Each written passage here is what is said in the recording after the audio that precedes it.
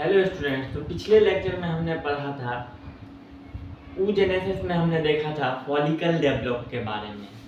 आज oogenesis का हम पार्ट 2 पढ़ने वाले हैं। इसमें हम देखेंगे कि oogonia से कैसे ओवम बनता है। तो हम सबसे पहले देखें ये जो हमारा oogonia है, इस oogonia में माइटोसिस करते हैं। माइटोसिस मतलब इसकी मल्टीपल कॉपीज बनाते हैं, माइटोसिस करते हैं। तो दो सेल जो कि डिप्लॉइड सेल हमें दिखाई देता है, दो डिप्लॉइड सेल बनता है। इस एक डिप्लॉइड सेल में जब हम डिफरेंशिएट करते हैं, इसे डिफरेंशिएट मतलब ये मैच्योर होता है, बड़ा होता है सेल, तो इसमें हमें प्राइमरी oocyte देखने को मिलता है। और प्राइमरी oocyte ये डिप्लॉइड सेल होती है। और ये जो प्राइमरी oocyte है, इस प्राइमरी oocyte में मियोसिस फर्स्ट स्टार्ट हो जाता है, लेकिन मियोसिस फर्स्ट कंप्लीट नहीं हो पाता। मियोसिस फर्स्ट ये अरेस्ट हो जाता है फीटल फेस में, फीटल लाइफ में। ये जो प्रोसेस है पूरा मियोसिस 1 जो है, ये मियोसिस 1 फीटल लाइफ में ही स्टार्ट हो जाता है, लेकिन suspended at the prophase 1। Meiosis 1 को प्रोफेज 1 कहते हैं। ये जो हमारा मियोसिस 1 है, ये स्टार्ट हो जाता है फीटल लाइफ में ही स्टार्ट हो जाता है, लेकिन ये मियोसिस 1 जो है कंप्लीट नहीं हो पाता, ये अरेस्ट हो जाता है।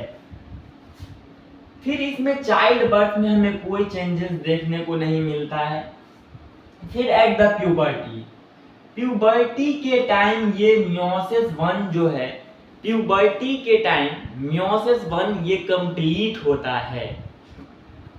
प्यूबर्टी के टाइम मियोसिस 1 कंप्लीट होता है और बनाता है हैप्लॉइड oocyte, सेकेंडरी oocyte। जब प्यूबर्टी के टाइम मियोसिस 1 कंप्लीट होता है तो ये बनाता है हैप्लॉइड सेकेंडरी oocyte और फर्स्ट पोलर बॉडी और हैप्लॉइड सेकेंडरी oocyte बनाता है। फिर इस सेकेंडरी oocyte में स्टार्ट होता है सेकेंड मियोसिस।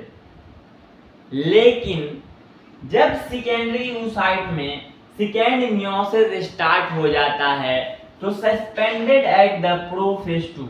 मियोसिस 2 को हम प्रोफेज 2 कहते हैं, सेकेंड कहते हैं। मियोसिस सेकेंड को प्रोफेज सेकेंड कहते हैं। जब मियोसिस सेकेंड स्टार्ट होता है सेकेंडरी oocyte में, तो ये भी अरेस्ट हो जाता है। मियोसिस 2 यानी कि मियोसिस सेकेंड ये भी अरेस्ट हो जाता है सेकेंडरी oocyte में, या प्रोफेज 2 ये अरेस्ट हो जाता है। जब इस सेकेंडरी oocyte के कांटेक्ट में, जब इस सेकेंडरी oocyte के कांटेक्ट में स्पर्म आता है, तब ये मियोसिस 2 कंप्लीट होता है। मियोसिस 2 तब कंप्लीट होता है जब ये सेकेंडरी oocyte के कांटेक्ट में स्पर्म आता है। और जब ये मियोसिस 2 कंप्लीट होता है, तो मियोसिस 2 जब कंप्लीट होता है तो ये बनाता है हैप्लॉइड ओवम और second polar body. Haploid ovum और सेकेंड पोलर बॉडी बनाता है। तो आज के लिए इतना ही, मिलते हैं अगले लेक्चर में।